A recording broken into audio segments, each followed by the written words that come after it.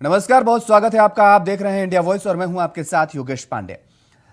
हमारा खास बुलेटिन 5 शहर 5 खबर में आपका स्वागत है। बुलेटिन में आज हम सबसे पहले बात करेंगे जम्मू में सिलसिलेवार 2 बम धमाकों की, फिर बात करेंगे कुश्ती संघ और पहलवानों के बीच चल रहे दंगल की, और इसके साथ ही विवादों में घिरे कथावाचक धीरेन्द्र शास्त्री और उनको लेकर शुरू हुई सियासत की। इसी बुलेटिन में दिल्ली के एलजी और सीएम केजरीवाल के बीच चल रही रस्साकशी पर भी नजर डालेंगे, और आखिर में जोशीमठ में बर्फबारी और बारिश के बीच ध्वस्तीकरण के काम पर भी लगे ब्रेक की। तो चलिए शुरुआत करते हैं 5 शहर 5 खबर की। जम्मू कश्मीर के नरवाल इलाके में बम धमाके होने की खबर सामने आई है, जिसमें कई लोगों के घायल होने की भी सूचना है। नरवाल के ट्रांसपोर्ट नगर के यार्ड नंबर 7 में 2 धमाके हुए हैं, जिसमें अभी तक 7 लोग गंभीर रूप से घायल हो गए हैं। वहीं घटना वाली जगह पर जम्मू के एडीजीपी मुकेश सिंह पहुंचे हैं। घायलों को नजदीकी अस्पताल से ले जाया गया है। पुलिस अधिकारी ने कहा है कि इलाके की घेराबंदी कर दी गई है और बाकी पुलिस कर्मियों के साथ वरिष्ठ पुलिस अधिकारी मौके पर हैं और आगे की जांच चल रही है। आपको बता दें कि गणतंत्र दिवस से पहले सुरक्षा एजेंसियों ने इस बात को लेकर अलर्ट जारी किया हुआ था कि जम्मू में कभी भी बड़ी वारदात हो सकती है। वहीं दूसरी तरफ जम्मू में राहुल गांधी की अगुवाई में भारत जोड़ो यात्रा भी चल रही है। ऐसे में अब राहुल गांधी की सुरक्षा को लेकर भी सवाल खड़े हो सकते हैं। जम्मू के नरवाल इलाके में 2 ब्लास्ट हुए हैं, 6 लोग जख्मी हो गए हैं। मौके पर पुलिस बल मौजूद है। यह बड़ी खबर आपको बता दें कि बड़ी घटना आज घटी है। जम्मू के नरवाल इलाके में यह घटना घटी है, जहां पर 2 सिलसिलेवार बम धमाके हुए हैं। घायलों को नजदीकी अस्पताल में भर्ती कराया गया है। और खबर पर ज्यादा अपडेट के साथ और जानकारी के साथ हमारे सहयोगी राहुल शर्मा हमारे साथ सीधे लाइव जुड़े हुए हैं। राहुल, क्या कुछ अपडेट है? ये 2 बम धमाके हुए हैं नरवाल में। योगेश, ये ट्रांसपोर्ट नगर का इलाका है नरवाल का, जहां पर ये सिलसिलेवार ब्लास्ट हुए हैं। पहला ब्लास्ट करीब 11 बजे वार्ड नंबर 7 में हुआ और उसके करीब 15 से 20 मिनट के बाद दूसरा धमाका वार्ड नंबर 9 में होता है। हालांकि अभी तक आधिकारिक तौर पर किसी आतंकी संगठन ने इस हमले की जिम्मेदारी नहीं ली है। हालांकि इस घटना में 7 लोग घायल हुए हैं। और अगर योगेश अभी तक पूरे मामले की बात की जाए तो गणतंत्र दिवस की तैयारियां चल रही हैं। पूरे इलाके में सुरक्षा एजेंसियों ने हाई अलर्ट घोषित किया हुआ है। वीआईपी सुरक्षा से लैस राहुल गांधी की भारत जोड़ो यात्रा इस समय जम्मू संभाग में चल रही है, और ऐसे में इस तरह के सिलसिलेवार धमाके होना कहीं ना कहीं सुरक्षा इंतजामों पर भी सवाल खड़े करता है। हालांकि अभी दावा किया जा रहा है कि जल्दी इस घटना के पीछे की वजह जान ली जाएगी और कौन लोग इसमें शामिल हैं उन्हें हिरासत में ले लिया जाएगा। जी बिल्कुल राहुल, आपने कहा कि नरवाल में जो बम धमाके हुए हैं, हालांकि अभी किसी आतंकी संगठन ने इसकी जिम्मेदारी नहीं ली है, लेकिन जांच एजेंसियां जो हैं वो जांच कर रही हैं। जांच के दौरान अगर कुछ सूत्रों के हवाले से कुछ खबर निकल करके सामने आ रही हो कि ये शक की सुई किस तरफ इंगित कर रही है? योगेश, अभी कुछ भी कह पाना जल्दबाजी होगी, लेकिन मैं बता दूं कि ट्रांसपोर्ट नगर के वार्ड नंबर 7 और 9 में जहां ये वारदात हुई है, इस घटना स्थलों के आसपास कबाड़ के कई गोदाम हैं। तो लेकिन अब इस दौरान सबसे बड़ा सवाल राहुल यहां पर यह खड़ा हो रहा है कि जिस तरीके से बम धमाके हुए हैं नरवाल में, राहुल गांधी की सुरक्षा को लेकर के भी जांच एजेंसियों ने सवाल खड़े किए थे। उन्होंने कहा था, आशंका जताई थी कि ऐसी घटनाएं हो सकती हैं। अब सुरक्षा एजेंसियों के लिए कितनी बड़ी चुनौती है और राहुल गांधी की सुरक्षा में किस तरीके से बंदोबस्त किए गए हैं? बिल्कुल, निश्चित तौर पर सुरक्षा को और कड़ा किया गया है, और जिस इलाके में राहुल गांधी इस वक्त भारत जोड़ो यात्रा चला रहे हैं उस इलाके में सुरक्षा के इंतजाम और सख्त कर दिए गए हैं। लेकिन सबसे बड़ा सवाल योगेश यही है कि देश की सुरक्षा एजेंसियों ने पहले से ही ना सिर्फ जम्मू कश्मीर बल्कि दिल्ली, उत्तर प्रदेश, हरियाणा में हाई अलर्ट घोषित किया था। सुरक्षा एजेंसियों ने ये बिल्कुल साफ आशंका जताई थी कि गणतंत्र दिवस या उससे पहले आतंकी किसी बड़ी वारदात को अंजाम दे सकते हैं। बावजूद इसके आखिर क्या वजह रही कि एक के बाद एक 2 सिलसिलेवार ब्लास्ट होते हैं, 7 लोग घायल हो जाते हैं, और उसी इलाके में घटना होती है जहां पर राहुल गांधी की भारत जोड़ो यात्रा चल रही है। बहुत बहुत शुक्रिया तमाम सारी जानकारी देने के लिए। राहुल शर्मा हमारे साथ जुड़े हुए थे, हमारे सहयोगी, जिन्होंने बताया किस तरीके से सिलसिलेवार तरीके से 2 बम धमाके होते हैं और जांच एजेंसियां लगातार जांच करने में जुटी हुई हैं कि आखिर हाथ किसका था। हालांकि किसी भी आतंकी संगठन की तरफ से अभी इस हमले को लेकर के, इस बम धमाके को लेकर के पूरी तरीके से जानकारी नहीं दी गई है या किसी संगठन ने इसकी जिम्मेदारी नहीं ली है। उधर कुश्ती संघ और रेसलर्स के बीच चल रहा विवाद जांच कमेटी के गठन और महासंघ के प्रमुख बृजभूषण शरण सिंह को संघ के कामकाज से अलग करने की खबर के बाद भले ही थम गया है, मगर इस पर सत्ता और विपक्ष के बीच वार पलटवार का दौर शुरू हो गया है। जहां शुक्रवार को कांग्रेस ने मामले पर पीएम के चुप रहने पर सवाल खड़े किए, तो सपा ने भी केंद्र सरकार को कटघरे में खड़ा कर दिया है। और इसके साथ ही आज बीएसपी की तरफ से भी इस मामले में सवाल उठाए गए हैं। हालांकि 4 हफ्ते का समय जांच रिपोर्ट आने और उसके बाद कार्रवाई के लिए दिया गया, मगर यह विवाद उसके बाद भी थमेगा फिलहाल कह पाना संभव नहीं है। रेसलर्स शांत मगर जारी है सियासी घमासान।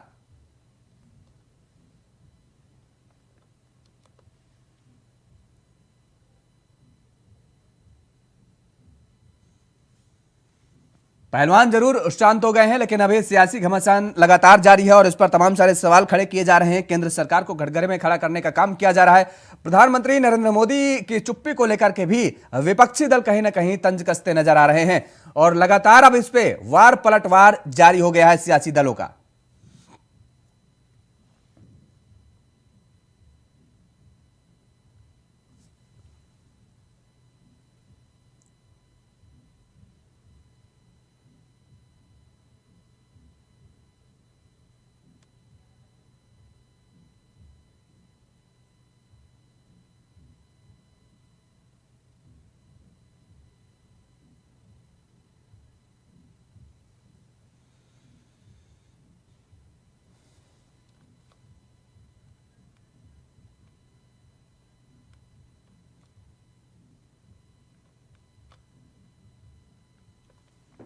और खबर पर ज्यादा जानकारी के साथ हमारे संवाददाता नितिन चौधरी हमारे साथ सीधे लाइव जुड़े हुए हैं। नितिन, क्या कुछ अपडेट है? लगातार पहलवानों का धरना प्रदर्शन चल रहा था और अब ये कहा जा रहा है कि दरअसल पहलवान तो शांत हो गए हैं, लेकिन सियासी घमासान शुरू हो गया है।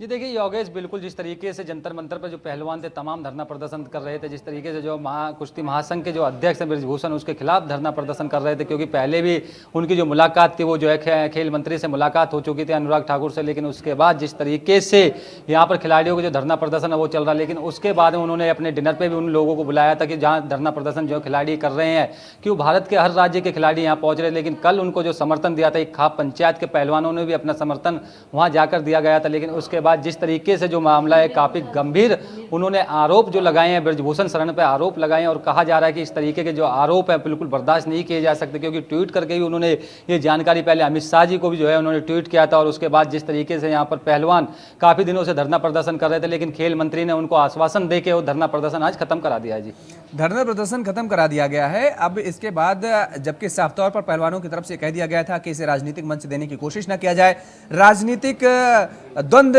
न फैलाया जाए, लेकिन बावजूद इसके सियासी घमासान क्यों मचा हुआ है इन पहलवानों को लेकर के? जी देखिए योगेश, बिल्कुल जिस तरीके से पहले दिन ही पूनिया ने जो है साफ कर दिया था कि यहाँ कोई राजनीतिक मंच नहीं है, सिर्फ और सिर्फ ये पहलवानों का मंच है, इसमें सिर्फ पहलवान आए जो खिलाड़ी अंतर्राष्ट्रीय खिलाड़ी हैं, जो पहलवान हमें समर्थन दे रहा है उसका हम धन्यवाद करते हैं, लेकिन राजनीतिक लोग जो गलियारी में लोग पहुंचे थे वो सब जो है अपना धरना प्रदर्शन कर रहे थे, लेकिन उसके बाद जैसे ही राजनीतिक के लोग पहुंचे तो उन्होंने पूनिया ने साफ उनसे इंकार कर दिया कि इस तरीके का कोई राजनीतिक मंच ना बनाए, इसे राजनीतिक मंच नहीं, सिर्फ और सिर्फ पहलवानों का मंच है। लेकिन राजनीतिक के लोग जो है वहाँ पर बढ़ चढ़ के हिस्सा ले रहे थे। लेफ्ट के नेता जो है वृंदा वो खुद पहुंची थी, प्रियंका गांधी ने इस बात को ट्वीट किया था कि जिस तरीके से पहलवानों के साथ बर्दाश्त नहीं होगा, इस तरीके की जो हरकतें की हैं बृजभूषण शरण ने, तो उसको देखते हुए तमाम राजनीतिक मंच जो अभी गर्माता हुआ नजर आ रहा था, लेकिन उसके बाद उन्होंने साफ इंकार कर दिया कोई राजनीतिक मंच नहीं है, ये सिर्फ और सिर्फ पहलवानों का मंच है। तो उसको देखते हुए यहाँ पर तमाम राजनीतिक पार्टी के जो लोग हैं वहां पहुंच रहे थे, लेकिन पूनिया ने साफ इसको इंकार कर दिया। लेकिन नितिन, यहाँ पर एक सवाल और ये उठ रहा है कि जिस तरह से बृजभूषण शरण सिंह ने ये कहा था कि वो प्रेस कॉन्फ्रेंस करेंगे, समय का ऐलान भी कर दिया, उसके बाद वो प्रेस कॉन्फ्रेंस स्थगित हो जाती है, उनकी तरफ से बयान भी आ जाता है कि वो बोलेंगे तो तूफान आ जाएगा, सुनामी आ जाएगी, इस तरीके के जो बयान सामने आ रहे हैं और जिस तरीके की जो अब पूरी प्रक्रिया चल रही है, ये किस ओर इशारा करती नजर आ रही है? जी देखिए, बिल्कुल जिस तरीके से बृजभूषण ने साफ कर दिया था कि वो कल 4 बजे प्रेस कॉन्फ्रेंस करेंगे, लेकिन प्रेस कॉन्फ्रेंस की जो बात उन्होंने ट्वीट करके कही थी और अपना बयानबाजी भी उन्होंने दिया था कि इस तरीके के जो आरोप मेरे ऊपर लग रहे हैं, इन आरोपों को यदि वो सही पाए जाते तो वो फांसी के लिए लटकने के लिए तैयार भी थे, लेकिन उसके बाद उन्होंने कहा कि अगर मेरे पास ये आरोप लगाए गए और जो दंड मेरे को दिया जाएगा उस दंड के लिए भी मैं पूरी तरीके से सहमत बनाता हूँ। और साथ ही उसी को देखते हुए तमाम पहलवान धरना प्रदर्शन कर रहे थे, लेकिन खेल मंत्री ने आश्वासन देकर उनका धरना प्रदर्शन खत्म करा दिया। लेकिन प्रेस कॉन्फ्रेंस की बात की जाए तो तो प्रेस कॉन्फ्रेंस को एकदम स्थगित कर दिया था। लेकिन उसके बाद जैसे ही दोबारा एक बार बयानबाजी शुरू हो गई तो खेल मंत्री ने फ़ोन पे उनसे बात की कि 4 घंटे के अंदर जो है वो अपना इस्तीफा दें, इस पद से हटें। लेकिन पद से हटाने की बात जो कही जा रही थी यहाँ पर खेल मंत्री की तरफ से, लेकिन खेल मंत्री ने साफ कर दिया कि उनसे जो है अभी फिलहाल के लिए पद से उन्हें हटा दिया गया, लेकिन वो पद पे नहीं बने रहेंगे। लेकिन जो जांच चल रही है पूरी तरीके से जांच कमेटी चलिए, जांच चल रही है, जांच के बाद देखने वाली बात होगी कि आखिर क्या कुछ निकल करके सामने आता है। बहुत बहुत शुक्रिया तमाम सारी जानकारी देने के लिए। नितिन हमारे साथ जुड़े हुए थे। और उधर बागेश्वर धाम के पीठाधीश्वर धीरेन्द्र कृष्ण शास्त्री को लेकर चल रहे विवाद में अब केंद्रीय मंत्री गिरिराज सिंह भी कूद पड़े हैं। धीरेन्द्र शास्त्री के पक्ष में जहां हिंदू समाज से जुड़े तमाम साधु संत भी उनके समर्थन में पहले ही से थे, वहीं बीजेपी नेता कैलाश विजयवर्गीय भी धीरेन्द्र शास्त्री के पक्ष में बयान दे रहे हैं। और उधर धीरेन्द्र शास्त्री को लेकर विवाद खड़ा करने वाली संस्था फिलहाल मामले में चुप्पी साधे हुई है।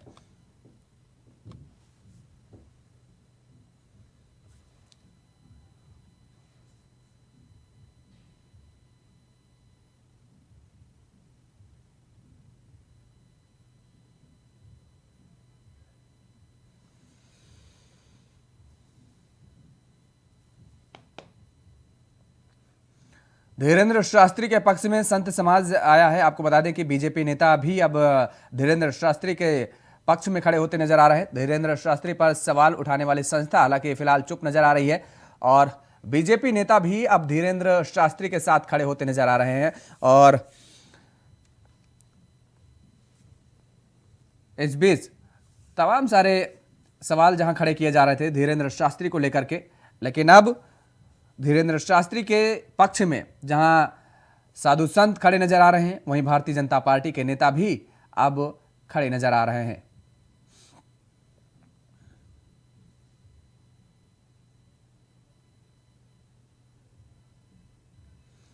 और इसी खबर पर ज्यादा जानकारी के साथ हमारे सहयोगी दिनकर आनंद हमारे साथ सीधे लाइव जुड़े हुए हैं। दिनकर, धीरेन्द्र शास्त्री को लेकर के जिस तरीके से पूरा घमासान छिड़ा और उसके बाद अब साधु संत धीरेन्द्र शास्त्री के पक्ष में नजर आए, उसके बाद भारतीय जनता पार्टी के नेताओं के बयान भी सामने आने लगे, उनके भी सोशल मीडिया पर पोस्टें सामने आने लगी और वो भी अब धीरेन्द्र शास्त्री के पक्ष में खड़े नजर आ रहे हैं। दूसरी तरफ अगर हम जिक्र करें, जिस संस्था ने सवाल खड़े किए थे, जिस संस्था ने पूरा संग्राम छेड़ दिया था, वो संस्था चुप्पी साध ली। दिनकर जी योगेश, सबसे पहले अपने दर्शकों को बता दूं कि बागेश्वर धाम एक हनुमान जी का मंदिर है जो कि मध्य प्रदेश के छतरपुर जिले के गढ़ा में स्थित है। यहीं धीरेन्द्र कृष्ण शास्त्री का जन्म हुआ है, यहीं पे उनकी दादी जी ने समाधि ली थी। अब वर्तमान की परिप्रेक्ष्य में आते हैं। बता दें आपको कि ये धीरेन्द्र कृष्ण शास्त्री का जो मामला उठा, उनका मामला उठने का कारण रहा कि वो बीते दिनों नागपुर में एक भव्य दरबार आयोजन किया। इस दौरान उन्होंने वहाँ पे अपना दरबार लगाया, अनुयायियों का उन्होंने अर्जी लगाई। इस दौरान अर्थ उन्मूलन समिति के श्याम मानव नाम के एक युवक ने उनको चैलेंज किया कि अगर वो उनके बताए गए युवक को के बारे में बताते हैं तो वह उन्हें 30 लाख रुपए देंगे। वहीं इसके बाद कृष्ण शास्त्री जो है वो वहाँ से निकल पड़ते हैं और रायपुर में आके उनके चैलेंज को स्वीकार करते हैं और वह कहते हैं कि जिसको आना है वो यहाँ आ जाए, वह यहाँ से उन्हें नंगा कर देंगे। इस बात के बाद विवाद गहराता गया। वहीं अब यह विवाद राजनीतिक होता जा रहा है। योगेश, बिल्कुल राजनीतिक अब रंग लेने लगा है ये विवाद। लेकिन अब जिस तरीके से धीरेन्द्र शास्त्री ने इस चैलेंज को स्वीकार किया है, हमने पहले भी इस बात का जिक्र किया कि वो संगठन जिसकी तरफ से चुप्पी साध ली गई है, क्या उस संगठन की तरफ से फिलहाल या उसके सदस्यों की तरफ से कोई सोशल मीडिया पर पोस्ट है या उनकी तरफ से कोई प्रतिक्रिया सामने आई? क्योंकि ये फिलहाल अब जो संगठन है वो शांत नजर आ रहा है। क्योंकि जी, उस संगठन के तरफ से अभी कोई प्रतिक्रिया नजर नहीं आ रही है, लेकिन इस मामले में अब राजनीति दिख रही है। क्योंकि ये धीरेन्द्र कृष्ण शास्त्री ने, जैसा उन्होंने रायपुर में अपने दरबार से कहा कि छत्तीसगढ़ में धर्मांतरण हो रहा है, धर्मांतरण के मामले बढ़ते जा रहे हैं, वही इस पे छत्तीसगढ़ के मंत्री कांग्रेसी मंत्री ने एक बयान दिया। उन्होंने कहा कि अगर इस बात को वो प्रूफ कर दे यहाँ धर्मांतरण हो रहा है तो वो राजनीति छोड़ देंगे, और अगर वो प्रूफ नहीं कर पाए तो धीरेन्द्र कृष्ण शास्त्री पंडिताई छोड़ दे, या उनका बड़ा बयान आया। इसके बाद नरोत्तम मिश्रा, कैलाश विजयवर्गीय, गिरिराज सिंह, बाबा रामदेव जो कि कृष्ण शास्त्री के समर्थन में नजर आए। तो वहीं एक धड़ा सोशल मीडिया और हमारे देश में ऐसा भी हो गया जो सनातन के खिलाफ उमड़ पड़ा है। योगेश, बिल्कुल, बहुत बहुत शुक्रिया तमाम सारी जानकारी देने के लिए। दिनकर हमारे साथ जुड़े हुए थे हमारे सहयोगी, जिन्होंने बताया किस तरीके से अब धीरेन्द्र शास्त्री को लेकर के सियासी जंग छिड़ गई है दरअसल। और उधर दिल्ली के सीएम और उपराज्यपाल वीके सक्सेना के बीच विवाद थमने का नाम नहीं ले रहा है। दो संवैधानिक पदाधिकारियों के बीच चल रही सत्ता की लड़ाई में अब एलजी ने मुख्यमंत्री से मिलने के लिए मना कर दिया है। सीएम केजरीवाल ने एलजी से मिलने के लिए वक्त मांगा था, मगर एलजी वीके सक्सेना ने मुख्यमंत्री से मिलने से फिलहाल इनकार कर दिया है। जहां सीएम केजरीवाल विधायकों के साथ एलजी से मिलना चाहते थे, वहीं एलजी सीएम से अकेले मिलने पर सहमत थे। दिल्ली के मुख्यमंत्री अरविंद केजरीवाल एलजी से मिलने के लिए वक्त मांगा था और आज यानी शनिवार को 1 बजे अपने विधायकों के साथ एलजी से मिलना चाहते थे, मगर विधायकों के साथ नहीं मिलने के एलजी के फैसले की वजह से यह मुलाकात ना हो सकी। और जाहिर है कि दिल्ली में एलजी बनाम सीएम केजरीवाल और आम आदमी पार्टी बनाम बीजेपी आगे भी जारी रहने के आसार नजर आ रहे हैं।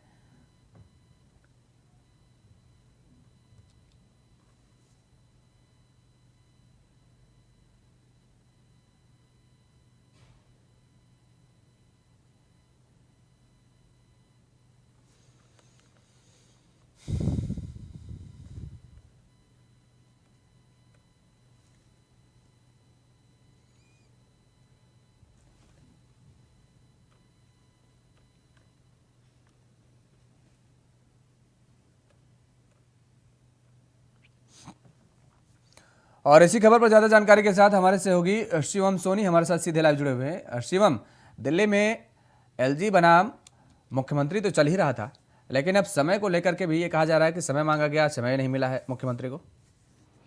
देखिए, आज का समय मांगा गया था दोपहर 1 बजे का। योगेश, एलजी जो वीके सक्सेना है उनसे मिलना चाहते थे मुख्यमंत्री दिल्ली के अरविंद केजरीवाल, और उन्होंने कहा कि मैं विधायकों के साथ मिलना चाहता हूं राज्यपाल साहब से, लेकिन राज्यपाल ने मना कर दिया। उन्होंने कहा कि अकेले आए तो उनका स्वागत है, विधायकों के साथ मैं नहीं मिलूंगा। लेकिन इसके पीछे कारण क्या है, राज्यपाल ने क्यों मना किया, फिलहाल ये साफ तौर पर स्पष्ट नहीं हो पाया, लेकिन तमाम सारे सवाल उठाता है। देखिए, अरविंद केजरीवाल हो चाहे राज्यपाल हो, दिल्ली सरकार के अंदर गवर्नर और मुख्यमंत्री के बीच जब से सरकार बनी है तब से लगातार ठनी चली आ रही है। हालांकि अरविंद केजरीवाल बार बार ये बात कहते हैं कि वो मेरे हेडमास्टर नहीं हैं, वो लगातार मेरी कॉपी चेक करते हैं, हैंड राइटिंग खराब होती है तो बताते थे। अभी हाल ही का घटना है 4 दिन पहले की, जब विधानसभा चल रही थी योगेश, और उन्होंने किस तरह से चीख कर आरोप लगाए अरविंद केजरीवाल ने विधानसभा के अंदर राज्यपाल वीके सक्सेना पर। उन्होंने कहा कि कौन होता है राज्यपाल, ये राज्यपाल कौन है भाई, ये कहाँ से आ गया, हम दिल्ली की जनता को सरकार की योजनाओं का फायदा उठा देना चाहते हैं, लेकिन राज्यपाल दिल्ली के विकास में अवरोधक बन रहा है, राज्यपाल बार बार अड़ंगा लगा रहा है, हेडमास्टर की तरह हमें डांट देता है। तो राज्यपाल पर काफी आक्रामक भी हुए थे अरविंद केजरीवाल। ये पहला मामला नहीं है योगेश, इससे पहले लगातार जब से सरकार बनी है आम आदमी पार्टी की दिल्ली में, तब से ही ये विवाद राज्यपाल और सरकार के बीच में, मुख्यमंत्री के बीच में चलता आ रहा है। मुख्यमंत्री अरविंद केजरीवाल लगातार इस कॉन्सेप्ट के खिलाफ हैं। वो कह रहे हैं कि जो राज्यपाल का जो कॉन्सेप्ट है वो आजादी से पहले का है, अंग्रेजों के जमाने का कॉन्सेप्ट है, गवर्नर सिस्टम हिंदुस्तान में होना ही नहीं चाहिए। ये बात अरविंद केजरीवाल लगातार कहते आए हैं। और क्योंकि दिल्ली एक केंद्र शासित प्रदेश है, इसमें केंद्र सरकार की भी जिम्मेदारी होती है, जिम्मेदारी दिल्ली सरकार की भी होती है, इसलिए राज्यपाल बार बार हस्तक्षेप करते हैं, ऐसा आरोप है। अब मुद्दा क्या है, मुद्दा है शिक्षकों की ट्रेनिंग का। दरअसल विश्व में एक देश है फिनलैंड, और फिनलैंड की शिक्षा को बेहद बेहतरीन शिक्षा माना जाता है, और कहते हैं कि फिनलैंड से जो पढ़ा है वो हिंदुस्तान में कहीं भी रोजगार पा सकता है। मतलब फिनलैंड की जो पढ़ाई हिंदुस्तान में सबसे अव्वल दर्जे पर है। अरविंद केजरीवाल चाहते थे कि दिल्ली के जो शिक्षक हैं, सरकारी स्कूल में पढ़ाने वाले टीचर्स हैं, उन्हें फिनलैंड टीचिंग की कॉन्सेप्ट को सिखाने के लिए भेजा जाए, उन्हें ट्रेनिंग के लिए भेजा जाए, लेकिन इसमें राज्यपाल ने मना कर दिया। उस पर अरविंद केजरीवाल आक्रामक हो गए और इसको लेकर समय मांगा गया कि आज विधायकों के साथ मिलना चाहते हैं अरविंद केजरीवाल राज्यपाल से, तो राज्यपाल ने साफ तौर से इनकार कर दिया। हालांकि राज्यपाल ने यह भी कहा कि मैं कोई हेडमास्टर नहीं हूं, जो बार बार केजरीवाल कहते हैं कि हेडमास्टर। बिल्कुल, आपने बताया कि किस तरीके से आक्रामक रूप अख्तियार किए हुए थे सीएम, हालांकि उसके बाद एलजी की शक्तियां भी बढ़ा दी गई हैं। सवाल यहाँ पर यह उठता है कि एलजी साहब को विधायकों के साथ मिलने में दिक्कत क्या आ रही है। मुख्यमंत्री अगर ये कह रहे हैं कि हम अपने विधायकों के साथ आ रहे हैं, आपसे मिलना चाह रहे हैं, आपसे कुछ बातें करना चाह रहे हैं, तो एलजी अकेले में क्यों मिलना चाह रहे हैं? एक बड़ा सवाल यह भी उठता है फिर तो।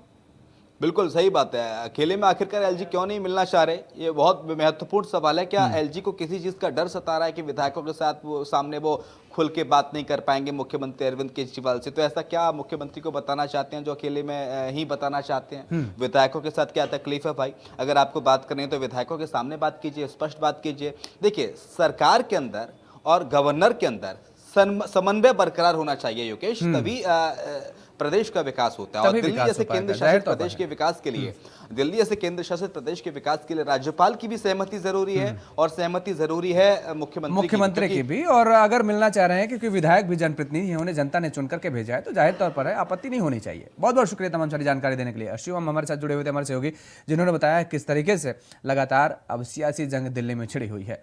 उधर पहाड़ों पर हो रही बर्फबारी से जहां पारे में गिरावट का दौर जारी है, वहीं जोशीमठ में क्षतिग्रस्त हुए मकानों के ध्वस्तीकरण का काम रुक गया है।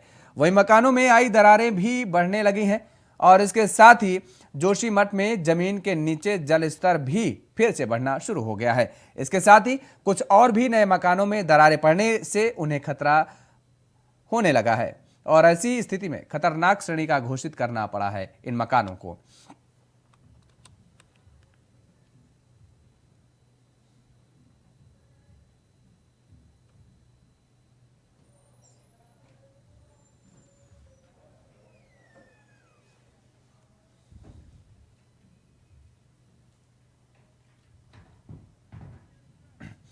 खबर पर ज्यादा जानकारी के साथ हमारे संवाददाता अभय कवित्रा हमारे साथ सीधे लाइव बने हुए हैं। अभय, बर्फबारी से अब जोशीमठ में आफत नजर आने लगी है, फिलहाल क्या कुछ स्थिति है?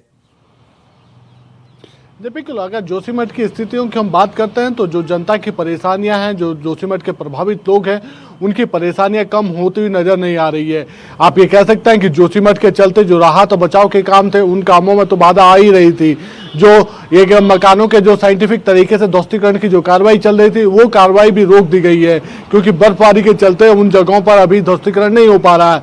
जिन प्रभावितों का सामान घर से बाहर था, उस सामान पर बर्फ जमा हो चुकी है, वहां पर बर्फ लग चुकी है। ऐसे में उन सामानों के खराब होने की आशंका सबसे ज्यादा जताई जा रही है। इसके अलावा जहां पर इन प्रभावितों को रुकवाया गया है, यानी जो राहत शिविर वहां पर लगाए गए, उन राहत शिविरों में भी स्थिति ये है कि अगर एक हीटर एक कमरे में दिया गया तो उस कमरे में रहने वालों की संख्या 29 लोगों की संख्या है। तो ऐसे में एक हीटर से 29 लोगों का कैसे गुजारा वहां पर हो पाएगा, ये सबसे बड़ी चुनौती सब प्रशासन के सामने आ रही है। इसके अलावा जो दूसरी जो सबसे बड़ी समस्या वो ये है कि भूदशाव के चलते जोशीमठ में जो पानी का संकट है वो सबके सामने खड़ा हो गया है क्योंकि कई जगहों पर तो टैंकरों के माध्यम से पानी पहुंचाने का काम किया जा रहा है, लेकिन ज्यादातर पेयजल लाइनें जो टूट चुकी है, वहां से पानी रिसाव हो रहा है और उन जगहों से अब जो घरों में पानी पहुंचना था, राहत शिविरों में जो पानी पहुंचना था, वो भी नहीं हो पा रहा है। टैंकर के माध्यम से भी ये कह सकते हैं कि हर जगह पानी की आपूर्ति नहीं हो पा रही है। तो ऐसे में जनता की जो समस्या है वो वहां दिन ब दिन बढ़ती नजर आ रही है और जैसे जैसे मौसम का मिजाज बदला हुआ यहाँ पर नजर आएगा, बर्फबारी बारिश और यहाँ पर होती रहेगी, तो उसी तरह से जनता की जो परेशानियां हैं वो और यहाँ पर बढ़ने वाली है। प्रशासन के लिए सबसे बड़ी चुनौती इस रूप में भी समझी जा सकती है कि वहां पर जिला प्रशासन हो या SDRF हो या फिर दूसरे जो राहत कैंपों में जिन कर्मचारियों की तैनाती वहां पर की गई है, उनके लिए मैन टू मैन राहत शिविरों में सामग्री पहुंचाना बड़ी चुनौतीपूर्ण वहां पर लग रहा है क्योंकि दूसरे काम भी उनके पास है, जो चाहे ध्वस्तीकरण की कार्रवाई का हो, चिन्हीकरण की कार्रवाई का हो या फिर जो भूगर्भीय वैज्ञानिक वहां पर मौजूद हैं, जो जांच टीमें वहां पर मौजूद हैं, उनके साथ वहां पर रहना है, उनके लिए भी वो सब चीजें कर पाना बड़ा चुनौतीपूर्ण वहां पर लग पा रहा है। तो ऐसे में प्रशासन के सामने चुनौतियां बहुत सारी है, जनता की मुश्किलें कम नहीं हो पा रही है। और अगर यही हालात उत्तराखंड में बने रहे, खासतौर पर मौसम बदलने की जो प्रक्रिया है, जो आने वाले दिनों में जिसकी और संभावना यहाँ पर जताई जा रही है, मौसम विभाग ने साफ तौर पर कहा कि अगले 25 से 26 जनवरी तक उत्तराखंड में मौसम इसी प्रकार से बदलता हुआ नजर आएगा, पश्चिमी विक्षोभ का असर देखने को मिलेगा। तो फिर ये समझा जा सकता है कि जोशीमठ के जो प्रभावित लोग हैं उनकी समस्या कम होने के बजाय और बढ़ती हुई नजर आएगी। जी बिल्कुल, जाहिर तौर पर समस्याएं और बढ़ सकती हैं। ऐसे में अब ये भी खबर सामने आई है कि जिस तरीके से क्षतिग्रस्त मकानों के ध्वस्तीकरण का काम भी रुक गया है, नए मकानों में दरारें भी आ रही हैं। आप बता रहे हैं कि 25 से 26 जनवरी तक ऐसी स्थिति मौसम की बनी रहेगी, तब तो सरकार के लिए बेहद बड़ी चुनौती है। देखिए, मुख्यमंत्री पुष्कर सिंह धामी स्वयं इस आपदा की लगातार मॉनिटरिंग वहां पर कर रहे हैं और मुख्यमंत्री को ये कदम इसलिए उठाना पड़ रहा है क्योंकि जिस प्रकार से आपदा यहां पर आई हुई है और विपक्षी पार्टियां जिस प्रकार से सरकार को घेरने का काम यहां पर कर रही है, तो ऐसे में अगर जोशीमठ की जनता को राहत नहीं पहुंचाई जाती है और वो राहत भी तत्काल नहीं पहुंचती है, तो फिर जनता भी परेशान होगी और सरकार के लिए चुनौतियां बहुत बड़ी हो सकती है। उत्तराखंड में सबसे बड़ी बाधा हमेशा इस तरह की आपदा यहाँ पर रही है और उस आपदा में अगर मौसम खराब हो जाता है तो फिर जो आपदाएं होती है, जो परेशानियां होती है और बढ़ने का नाम यहाँ पर लेती है। ऐसे में जिला प्रशासन कोशिश यही कर रहा है कि कम से कम जो राहत शिविरों में जो लोग मौजूद हैं उन लोगों तक राहत बचाव के काम पूरे पहुंचाए जा सके, उनको वो जरूरी सामान उनको दिया जा सके जिससे उनकी परेशानियां और न बढ़ सके। इसके अलावा अगर मौसम नहीं बदलता है तो फिर आने वाले दिनों में चुनौतियां और सारी होंगी और सरकार आने वाले दिनों में और सख्त कदम उठाने का भी काम यहाँ पर करेगी, क्योंकि लगातार जो मॉनिटरिंग हो रही है उस मॉनिटरिंग के जरिए कह सकते हैं कि सरकार उन सब चीजों घटनाओं की जानकारी यहाँ पर ले रही है। और ऐसे में सरकार अपने प्रयास तो कर ही रही है, लेकिन विपक्ष की भी एक जिम्मेदारी बनती है कि यहाँ पर सियासत न करते हुए सरकार के साथ कंधे से कंधा मिलाकर के खड़ी हो और जो भी वो सहयोग कर सकती है वो करने का काम करे। बहुत बहुत शुक्रिया तमाम सारी जानकारी देने के लिए। अभय हमारे साथ जुड़े हुए थे और 5 शहर 5 खबरों में फिलहाल इतना ही। खबरों के लिए आप बने रहिए इंडिया वॉइस के साथ। नमस्कार।